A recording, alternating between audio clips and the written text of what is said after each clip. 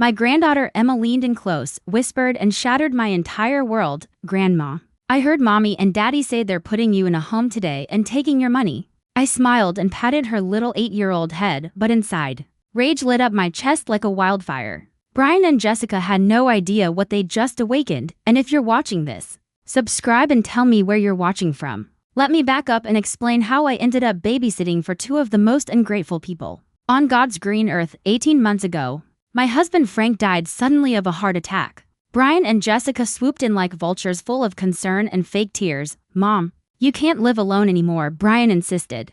Come stay with us. We'll take care of you. What they really meant was, come be our live-in nanny and ATM. But Emma's innocent little whisper changed everything while she colored at the kitchen table. I quietly called my lawyer, David Morrison. We'd gone to high school together and he'd handled Frank's will. David, it's Margaret Sullivan. I need an emergency appointment today. Can you meet me at 2? Everything okay, Maggie? Let's just say some chickens are about to come home to roost. Next, I called my bank. This is Margaret Sullivan. Account number 47,789. I need to speak with someone about transferring funds immediately. The representative confirmed what I already knew. Thanks to Frank's insurance policy and our savings, I had far more money than Brian and Jessica realized.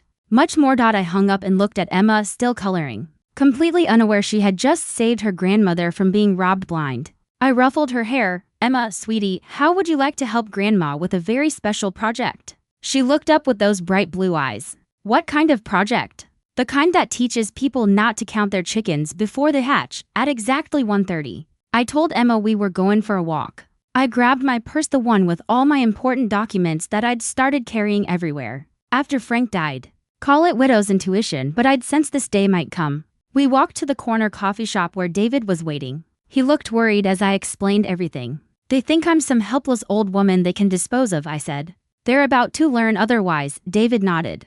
What do you want to do? Everything. New will, power of attorney, revocation, account transfers, the works. And David, I want it all done before they get back from their errands. As we headed to his office, Emma skipped beside me, humming, completely unaware she was about to witness the most spectacular takedown in Sullivan family history. Sitting in David's office while Emma played with toys in the waiting room, I had plenty of time to reflect on how blind I'd been. The signs had been there from the very beginning. But grief makes you stupid. After Frank's funeral, when Brian suggested I sell my house and move in with them, I thought it was love. The market's hot right now, Mom, you could get top dollar, and we'd love having you close. What he didn't say was that my social security check would help with their mortgage, and free babysitting would save them $800 a month. I sold my beautiful 3-bedroom home, the one Frank and I had lived in for 32 years, and used the proceeds to help them pay off their debts. $600,000 gone. I should have seen it then, I told David as he prepared the paperwork. The way Jessica's eyes lit up when she heard the sale price. The sudden friendliness after years of barely tolerating me. The last 18 months had been a masterclass in manipulation. Every time I mentioned getting my own apartment, Brian would guilt trip me. Mom, Emma needs you. You're so good with her. Besides, at your age, wouldn't you rather be with family? At my age, I was 67, not 97. I could drive, cook, think, and apparently plan revenge better than they could plan their pathetic scheme. Jessica had been more subtle, but just as calculating. Oh, Margaret, your experience with children is invaluable. Emma's doing so well in school. It's definitely because you help with homework. Translation, keep doing unpaid labor while we go out 3 nights a week. And the worst part? How they isolated me from my friends. You're so busy with Emma. We didn't think you'd want to join book club anymore, the church ladies called. But we told them you weren't feeling up to visitors. Slowly, systematically, they cut me off from my entire support system, but they'd made one crucial mistake. They underestimated me. David slid a stack of papers across his desk. This revokes their power of attorney and makes me your designated agent. This transfers your accounts to a new bank they know nothing about. And this, he smiled, is your new will. I signed everything with a flourish. What about the house money I gave them? I asked. That's where it gets interesting, he said. Since there was no formal loan agreement, we can argue it was a gift contingent on you living there permanently. If they breach that, they have to pay it back. Every penny, plus interest. I checked my watch. 2:45, they'd be home by 4, expecting to find their compliant old mother ready to be shipped off to Shady Oaks nursing home.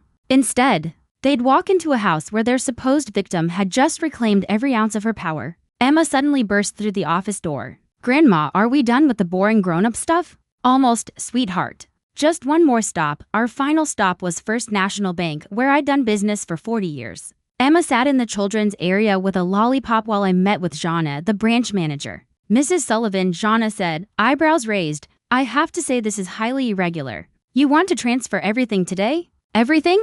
Checking, savings, CDs, all of it, to the new account at Commerce Bank across town? Jeanette's fingers flew across her keyboard. That's quite a substantial amount, she said carefully. Are you sure about this? I thought about Brian's face that morning. How he'd avoided eye contact when he said they were running errands. How Jessica hugged me extra tight, like she was saying goodbye. How they insisted I stay with Emma instead of coming along. Breaking their usual pattern. I've never been more sure of anything in my life. The transfer took an hour, $637,412, Frank's life insurance. Our retirement savings. The house proceeds. And every penny I'd saved over 40 years of careful living. Money they assumed would be theirs once they got me declared incompetent and took control. Mrs. Sullivan, Jana asked gently, if you don't mind me asking, why the sudden urgency? I gave her a sweet smile. Let's just say some people are about to learn you don't count your chickens before they hatch. By 3:30, Emma and I were back home. I sent her to her room to play and headed into the kitchen to make their favorite dinner, pot roast with mashed potatoes. If this was going to be my last meal in this house, I wanted it to be memorable. As I peeled potatoes, I imagined the conversation they'd probably had this morning. The appointment at Shady Oaks is at 5.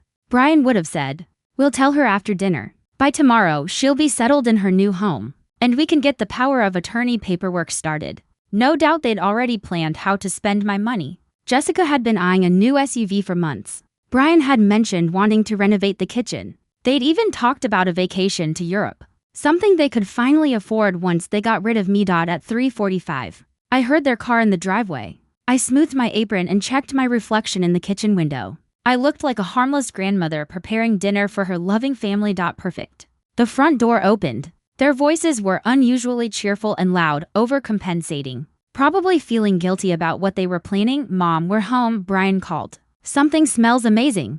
Just making your favorite, I said. Emma's in her room. How were your errands? A pause. Fine, Jessica said. Just, running around town. I smiled to myself. In about an hour, they were going to realize that while they'd been running around town plotting my downfall, I'd been running circles around them. Dinner was a masterpiece of passive-aggressive theater. I served their plates with extra care, asked about their day with genuine interest, and even complimented Jessica's new haircut. They squirmed like children caught with their hands in the cookie jar, exchanging nervous glances when they thought I wasn't looking.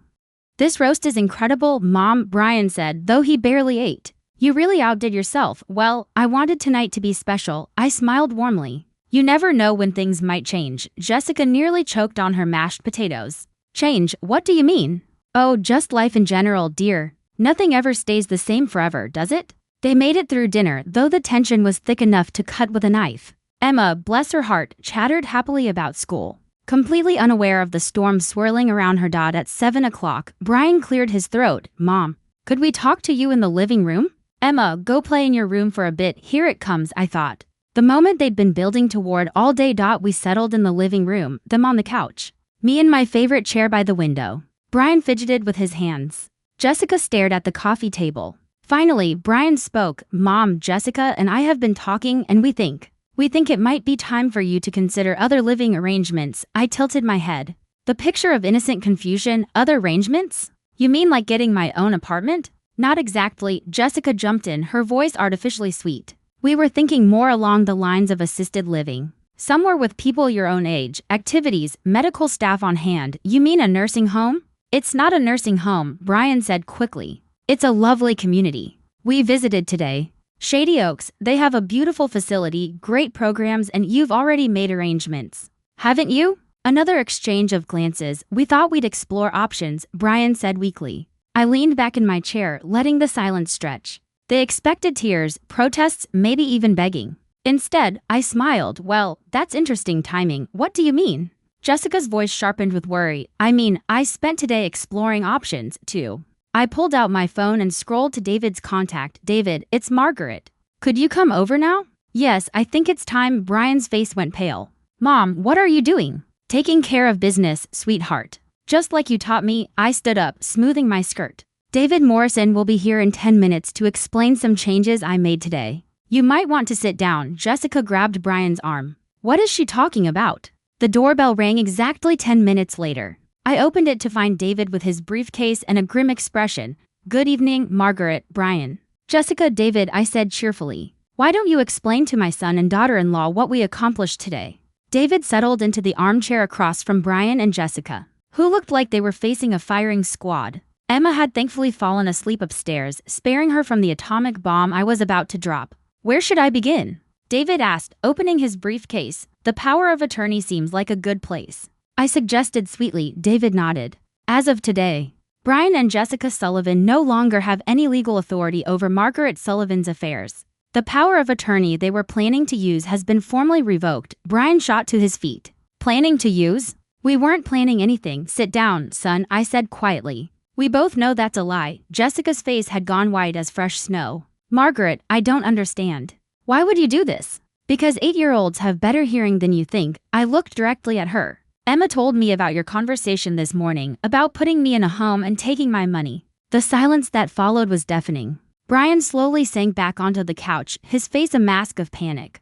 Jessica's mouth opened and closed like a fish gasping for air. David, I continued. Would you mind explaining the financial arrangements? Certainly, Mrs. Sullivan has transferred all her assets to new accounts at a different bank. This includes approximately $637,000, which represents her life savings, insurance proceeds, and the money she received from selling her home. You can't do this. Jessica finally found her voice. That money, you gave us that money actually, David said calmly. I've reviewed the situation, and there was no formal loan agreement. The money was provided under the understanding that Margaret would live here permanently. If that arrangement is terminated, I finished, she has the right to request repayment. With interest, Brian ran his hands through his hair. Mom, please, let's talk about this reasonably. You don't understand what you're doing. Oh, but I do. I stood up, feeling more powerful than I had in months. I understand that you've been planning to have me declared incompetent, so you could control my finances. I understand that you've been isolating me from friends and treating me like unpaid help.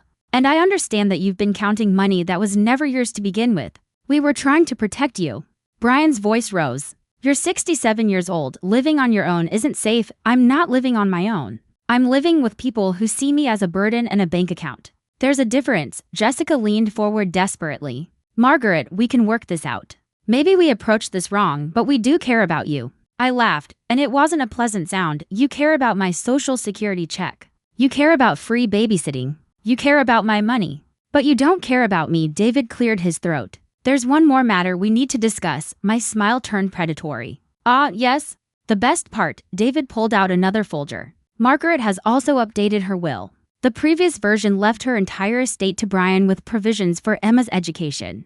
The new version makes some significant changes. Brian's face had gone from pale to green. What kind of changes?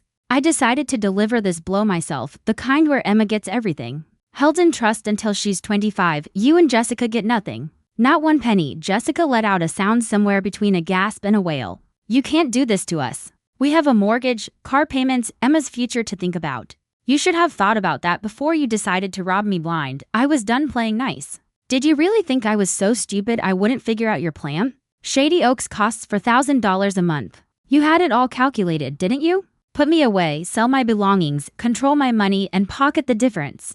Brian tried one more desperate approach. Mom, I'm your son, your only child. Dad would want you to take care of me. That was his first mistake, bringing Frank into this. Your father, I said, my voice dropping to a dangerous whisper, worked 2 jobs for 30 years so we could save every penny for our retirement. He went without so we could build something to leave you. And you were planning to steal it while I was still alive. I walked to the mantelpiece where Frank's photo sat and picked it up. Looking at his kind face, you know what your father would say if he could see you now? He'd say, I should have done this sooner. I set the photo down and turned back to them. David, there's one more document, isn't there? David nodded grimly. The eviction notice. Margaret has decided she no longer feels safe living here. As a tenant without a lease, you have 30 days to find her alternative arrangements. Eviction notice? Brian's voice cracked. This is our house, actually, I said, pulling out my own folder. That's where things get interesting. Remember that $600,000 I gave you? I have all the bank records showing the transfer came from my account to yours, specifically to pay off your mortgage and credit cards. No loan documents were signed, but there are emails where you promised I'd always have a home here. Jessica's face crumpled as understanding dawned. You want the money back, every single penny. Plus the 18 months of rent you should have been paying me. The money you saved on babysitting. And compensation for emotional distress. I smiled sweetly. I figure that comes to about $700,000, all told. Brian's voice was barely a whisper. We don't have that kind of money. Then I guess you'll have to get creative. Sell the house, liquidate your retirement accounts, get second jobs, do whatever it takes. I shrugged. Or declare bankruptcy. Either way, you won't be doing it on my dime anymore. David stood up, snapping his briefcase shut. I'll leave you folks to process this information. Margaret, your new apartment is ready whenever you want to move in. As he headed for the door, Jessica called out desperately, What about Emma? You can't just abandon your granddaughter. I paused at the bottom of the stairs. My hand on the banister. I'm not abandoning Emma. I'm teaching her a valuable lesson about what happens when you try to cheat the people who love you. She'll understand someday. I climbed the stairs to pack my things, leaving Brian and Jessica to contemplate the smoking ruins of their perfect plan. Tomorrow, I'd start my new life. Tonight, I'd sleep better than I had in months. Behind me, I could hear Jessica starting to cry. 3 weeks later, I was sipping coffee in my beautiful new apartment overlooking Riverside Park, watching joggers and dog walkers enjoy the morning sunshine. The 2-bedroom furnished rental was costing me $1,800 a month, a fraction of what I'd been contributing to Brian and Jessica's household expenses. My phone rang. Brian's name flashed on the screen for the 14th time this week.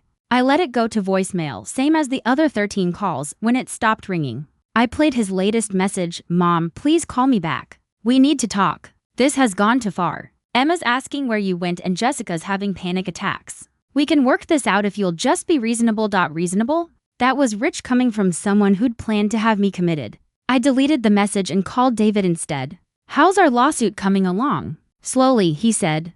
They've hired Martin Burke from Burke & Associates. He's actually pretty good. His tone was careful. He's arguing that the money you gave them was a gift, not a loan, and that you can't retroactively demand repayment. And what did you tell him? That we have 18 months of documented evidence showing they treated you as a tenant, not a family member. Bank records, emails, even grocery receipts where you paid for household expenses. The pattern of financial abuse is clear. I smiled and settled back into my comfortable chair. What else? Burke filed a motion claiming you're not mentally competent to make these financial decisions. They want a psychological evaluation. That wiped the smile right off my face. They're still trying to have me declared incompetent. It's a Hail Mary play, David said. They know they're losing, so they're throwing everything at the wall to see what sticks. He hesitated. Maggie, there's something else. They've been asking questions about Frank's insurance policy specifically. Whether you were aware of all the beneficiaries. A chill ran down my spine. What do you mean, all the beneficiaries? I'm not sure yet. Burke hinted that there might be some irregularities in how the insurance money was distributed. I'm looking into it. After I hung up, I sat staring out at the park, unease settling in my stomach like a cold stone. Frank had always handled our insurance and investments. I'd trusted him completely, signing whatever papers he put in front of me without reading them carefully. What if Brian knew something I didn't? That afternoon, I drove to Emma's school. I waited across the street in my car until I saw her walking toward the playground after dismissal. She looked smaller than I remembered and sadder. I got out and called her name. Her face lit up like Christmas morning. She ran to me and nearly knocked me over with her hug. Grandma, I missed you so much. Why did you leave? My heart broke a little. I had to, sweetheart. Sometimes grown-ups make mistakes and other grown-ups have to protect themselves. Are you coming home? I can't, Emma, but maybe you could visit me sometime. My new apartment has a pool. Her eyes widened. Really? Ask your parents if you can come see me this weekend. I hugged her tight. I love you, baby girl. Don't ever forget that. As I drove away, I spotted Jessica's car pulling into the school parking lot. She must have seen me with Emma because my phone started ringing immediately. I didn't answer. The psychological evaluation was scheduled for Friday morning at Dr. Patricia Coleman's office. I arrived early, dressed in my best navy suit with pearl earrings, the picture of a competent, well-groomed senior citizen. Dr. Coleman was younger than I expected. Maybe 45, with kind eyes behind wire-rimmed glasses. Mrs. Sullivan, I want you to know this evaluation was requested by your son's attorney, but I work independently. I'm here to assess your mental state, not to take anyone's side. I appreciate that, Dr. Coleman. For 2 hours, she put me through cognitive tests, memory exercises, and questions about my recent decisions. I answered everything honestly, explaining the reasoning behind each financial move I'd made. You seem to have very clear recall of events and strong analytical skills, she noted. Can you tell me about your relationship with your son and daughter-in-law? I chose my words carefully. They're struggling financially, and I think they saw me as a solution to their problems rather than as a person with my own needs. And writes, do you feel your recent actions might be considered extreme by some people? I looked her directly in the eye. Dr. Coleman, if someone was planning to steal your life savings and have you committed against your will, what would you consider an appropriate response? She made a note. Point taken. That evening, David called with an update. The evaluation went well. She's recommending no conservatorship. He paused. But Maggie, we have a problem. I found out what Burke was hinting about. My stomach dropped. Tell me, Frank had a second life insurance policy. A big one. $2 million, purchased 5 years before he died. You weren't the only beneficiary. The room seemed to tilt. Who else? Someone named Linda Morrison. Ring any bells? The name hit me like a physical blow. Linda Morrison. Frank's secretary from the engineering firm where he'd worked for 15 years. The pretty blonde who'd always been a little too friendly at company picnics. She got half the money, Maggie. $1 million. The insurance company cut two checks, one to you for $1 million, one to her for $1 million. I sank into my chair, my mind reeling. But I only received $500,000 from his life insurance. That's what has Burke interested. David said, if Frank left Linda $1 million and you were supposed to get $1 million, where's your other $500,000? The pieces clicked into place with horrible clarity. Brian had handled all of Frank's insurance paperwork after the funeral. He told me the policy was only worth $500,000 after taxes and fees. I'd been so grief-stricken, I believed him. My son stole $500,000 from me. It looks that way. And if he's been sitting on that information while trying to have you declared incompetent, it shows a pattern of financial manipulation that goes back years. I closed my eyes, feeling the weight of multiple betrayals. My husband had cheated on me emotionally and financially. My son had been stealing from me before he ever tried to commit me. The two men I trusted most in the world had both betrayed me, but instead of despair, something else rose in my chest, pure, crystalline rage. David, I said quietly, I want to destroy him. I spent the weekend planning my next move. If Brian thought he could manipulate me with hidden information about Frank's affairs, he was about to learn that could play that game. Monday morning, I called Linda Morrison. According to the internet, she was now Linda Morrison Hayes, living in suburban Atlanta with her orthodontist husband and two teenage daughters. The phone rang 4 times before a woman answered. Hello? Linda, this is Margaret Sullivan, Frank's wife. The silence stretched so long I wondered if she'd hung up. Finally, oh my God, Margaret. I wasn't expecting. How did you get this number? I'm very resourceful when I need to be. I kept my voice pleasant, conversational. I think we need to talk about Frank's insurance policy. I don't know what you mean, Linda said. Linda, honey, I know about the $2 million policy. I know you received half of it. What I'm curious about is what you know about my half. Another long pause. Your son told me you'd received your portion. My son told you? My pulse quickened. When exactly did you speak to my son? He called me after Frank died to let me know about the funeral arrangements and to discuss the insurance situation. What did he tell you about the insurance situation? He said you were struggling with grief and that he was handling your finances temporarily. He said the insurance company had made an error and sent 2 checks when there should have been 1. And that I should cash mine and not worry about it.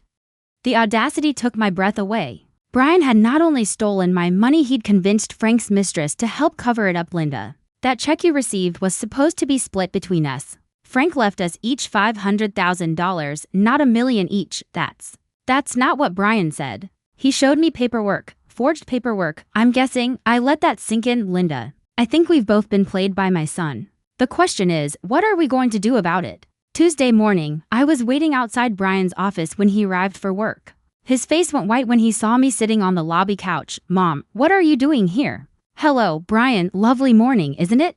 I stood, smoothing my skirt. I thought we could have lunch. There's so much to catch up on. He glanced around nervously, aware his co-workers were watching. I'm really busy today. Oh, I insist. In fact, I already made us a reservation at Giovanni's. You remember Giovanni's, don't you? Where you took me to celebrate your promotion last year? His jaw tightened, but he nodded. Fine, but I can't stay long. Giovanni's was busy with the lunch crowd. Perfect cover. We ordered. Made small talk about Emma and I waited until his guard dropped. Then I smiled sweetly. I had the most interesting conversation with Linda Morrison yesterday.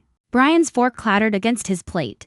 His face went through several color changes before settling into ash gray. Around us, normal lunch chatter continued while my son sat there. Realizing his carefully constructed lies were collapsing, "I don't know what Linda told you." He finally said, "She told me you convinced her the insurance company made an error, that she deserved the full $1 million instead of the $500,000 Frank actually left her." I took a sip of iced tea, thoroughly enjoying the moment. Imagine my surprise when I realized you'd stolen $500,000 from me to cover up your father's affair. "I was protecting you," Brian hissed. His voice rose, then dropped when other diners glanced our way. "You were devastated after Dad died. Finding out about Linda would have destroyed you completely. So you decided to profit from my ignorance instead." "It wasn't like that. I used that money to pay off our house, to secure Emma's future. You would have just put it in savings anyway." I laughed to sound sharp enough to cut glass. "You stole $500,000 from your grieving mother and convinced yourself it was for my own good." The arrogance is breathtaking. Brian leaned across the table, desperate. "Mom, please let me explain everything. Dad left Linda that money because she was pregnant." The world stopped spinning. "What?" "Linda was pregnant with Dad's baby. She lost it in the 4th month. But Dad had already changed his beneficiary to provide for the child. When she miscarried, he was going to change it back, but then he had the heart attack."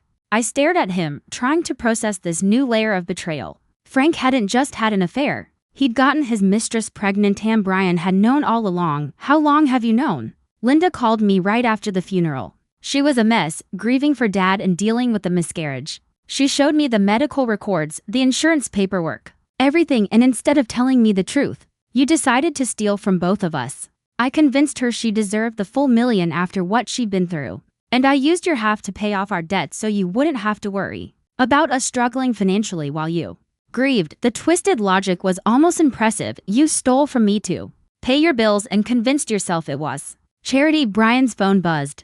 He glanced at it and went even paler.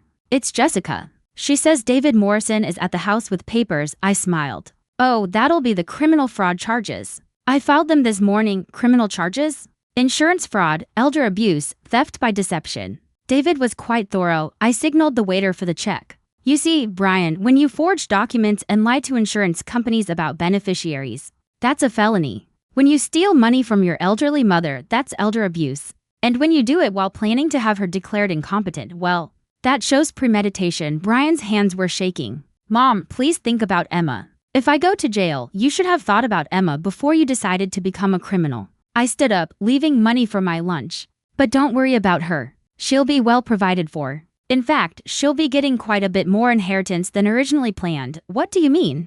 I leaned down and whispered in his ear. "Linda's giving me back the money that was rightfully mine, all of it.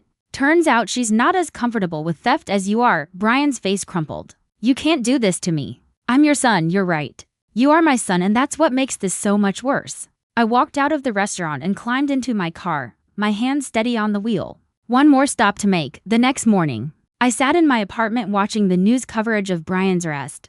"Local insurance agent charged with elder abuse and fraud," the anchor reported. "Brian Sullivan allegedly stole over $500,000 from his mother's insurance settlement while planning to have her declared mentally incompetent." My phone had been ringing all morning. Reporters, neighbors, old friends who'd seen the story. I ignored them all except one call. "Grandma." Emma's voice was small and scared. "Mommy's crying and she won't tell me why Daddy isn't coming home." My heart broke for the innocent child caught in the middle of all this adult ugliness. "I'll be right there." "Sweetheart, I found Emma at her friend's house, where Jessica had dropped her off before heading to the jail to see Brian." The 8-year-old looked lost and confused, clutching her stuffed rabbit. "Are you in trouble too, Grandma?" I knelt to her level, taking her small hands. "No, baby, I'm not in trouble. Sometimes grown-ups make very bad choices and they have to face consequences." "Is Daddy a bad person?" "Your daddy isn't bad, Emma, but he did bad things and now he has to make them right." Over the next few hours, I explained everything to Emma in age-appropriate terms. How people who love each other should be honest and kind. How taking things that don't belong to you is wrong, even if you think you have good reasons. How sometimes protecting someone means making very hard choices. "Are you still mad at Daddy?" I considered the question carefully. "I'm disappointed in your daddy and I'm sad that he hurt me. But I will always love him because he gave me you that evening." Jessica came to pick up Emma. She looked completely worn down, eyes red, face drained. "The lawyers say he might get 5 years if he's convicted," she whispered. "That's up to the judge now," I said. "Margaret, please. I know we hurt you, but Brian's scared and confused. Can't you find it in your heart to forgive him? I looked at this woman who had helped plan to take away my independence and dignity, who had smiled to my face while scheming behind my back. A year ago, I would have folded under the guilt she was trying to push onto me, Jessica. I forgave Brian the moment I filed those charges, I said quietly. Forgiveness doesn't mean enabling someone or ignoring the consequences. It means I'm not going to let his choices poison my future. 3 months later, Brian pled guilty to avoid a trial. He got 18 months in a minimum security prison and 5 years of probation. The judge ordered full restitution, $700,000 plus interest and fees. Jessica had to sell the house and move into a small apartment. She found a job at a dental office to support herself and Emma. It wasn't easy, but she was learning how to stand on her own 2 feet. Emma visited me every weekend. We'd swim in the apartment pool, bake cookies, and work on her homework. She was resilient the way children often are, and she was learning important lessons about honesty, consequences, and the difference between love and manipulation. As for me, I enrolled in community college art classes, joined a book club, and started volunteering at the animal shelter. At 67, I was finally living the life I wanted instead of the life everyone else expected of me. Frank's betrayal still stung. Sometimes late at night when my thoughts wandered too far, but I had learned something important. Being hurt doesn't make you weak, and being kind doesn't make you stupid. The day Brian was released from prison, he called me. Mom, it's me. I know I don't deserve it, but could we try to start over? I looked out my window at the park, children laughing, couples walking hand in hand. The world moving forward, full of possibilities I had almost let slip away. Yes, I said finally, but this time we do it on my terms. Some stories end with reconciliation and forgiveness, others end with justice and new beginnings. Mine ended with both. Thanks for listening. Don't forget to subscribe and feel free to share your story in the comments. Your voice matters.